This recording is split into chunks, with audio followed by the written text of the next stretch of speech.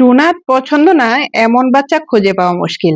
কেমন হয় বাচ্চাদের এই চমৎকার লোভনীয় খাবারটি যদি আপনি বাড়িতেই বানিয়ে নিতে পারেন? হ্যাঁ, এই ভিডিওটি দেখলে আপনিও বাড়িতে খুব সহজেই ডোনাট বানিয়ে নিতে পারেন। আসসালামু আলাইকুম, hello everyone. Welcome to trio's cooking and blog. আজকে আমি আপনাদের সাথে শেয়ার করছি বাড়িতে কিভাবে খুব সহজে ডোনাট বানাতে পারবেন। তো তার জন্য আমি এখানে নিয়ে নিয়েছি 2 কাপ ময়দা, তারপর দিয়ে দিচ্ছি 3 টেবিল চামচ গুঁড়া দুধ। এখন দিয়ে দিচ্ছি 2 টেবিল চামচ চিনি, তারপর দিয়ে দিচ্ছি সামান্য পরিমাণে লবণ, অর্থাৎ 1 চা চামচের মতো লবণ। আর এখন দিচ্ছি মোস্ট ইম্পোর্টেন্ট ইস্ট। আমি এখানে হাফ টেবিল চামচ ইস্ট ব্যবহার করেছি। আপনারা মেজারমেন্ট গুলো একটু মনে রাখবেন। তারপর হাতে একটু মিশিয়ে নিয়ে এখন কুসুম গরম পানি দিয়ে মাখিয়ে নিচ্ছি। আর হ্যাঁ, এই পর্যায়ে এসে আমার মনে হলো যে আমি এখানে ঘি ব্যবহার করিনি। তো আমি এখানে 2 টেবিল চামচ ঘি ব্যবহার করেছি। আপনারা চাইলে ঘিয়ের পরিবর্তে বাটার অথবা নরমাল তেলও ব্যবহার করতে পারেন। তারপর সবকিছু ভালো করে ঘিয়ের সাথে মাখিয়ে নিয়ে এখন অল্প অল্প করে কুসুম গরম পানি দিয়ে আমি একটি ডো তৈরি করে নিচ্ছি। ডোটি প্রথম অবস্থায় একটু নরম থাকবে, তারপর কিন্তু আস্তে আস্তে পারফেক্ট হয়ে যাবে। তারপর কতক্ষণ মাখিয়ে নেওয়ার পর এখন দিয়ে দিচ্ছি রুম টেম্পারেচারে থাকা একটি ডিম। তারপর ডিমের সাথে ভালো করে ডোটি মিশিয়ে নিচ্ছি। এইভাবে কতক্ষণ মিশিয়ে নেওয়ার পর আমার ডোটি প্রায় রেডি হয়ে গিয়েছে। আপনারা দেখতেই পাচ্ছেন এখন কতটা সফট দেখাচ্ছে, আর আগের মতো কিন্তু হাতে লেগে আসছে না।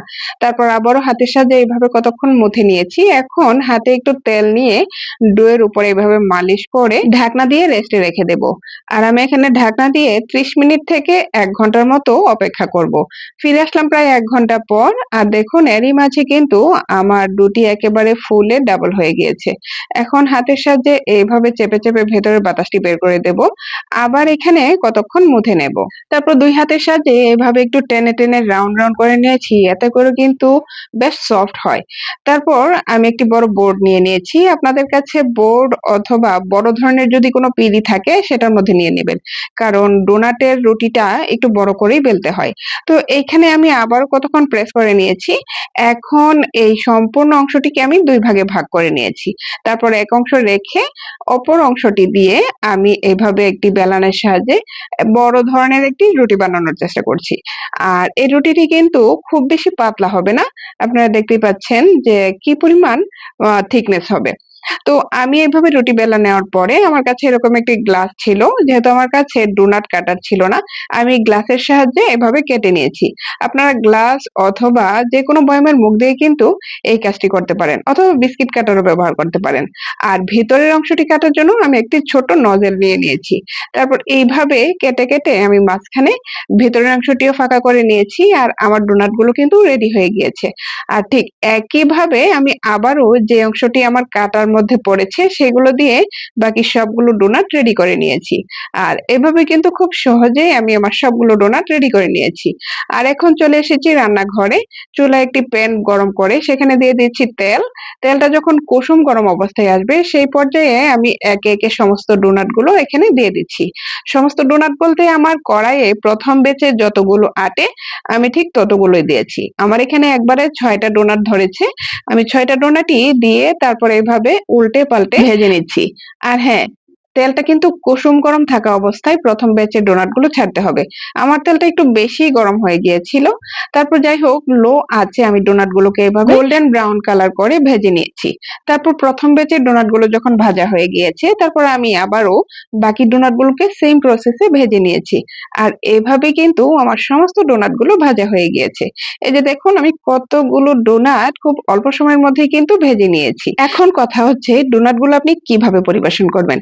আপনি চাইলে কিন্তু এইভাবেও ডোনাট গুলো বাচ্চাদেরকে খেতে দিতে পারেন।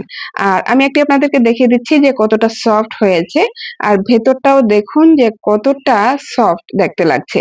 খেতেও কিন্তু বেশ মজার হয়েছিল। আর হ্যাঁ, যেটা বলছিলাম যে আপনারা কিন্তু চাইলে এভাবেও খেয়ে নিতে পারেন। আর যদি চান তো চকলেটে ডুবিয়ে, যেটা কিনা বাজারে দোকানে কিনতে পাওয়া যায়, সেভাবেও নিতে পারেন।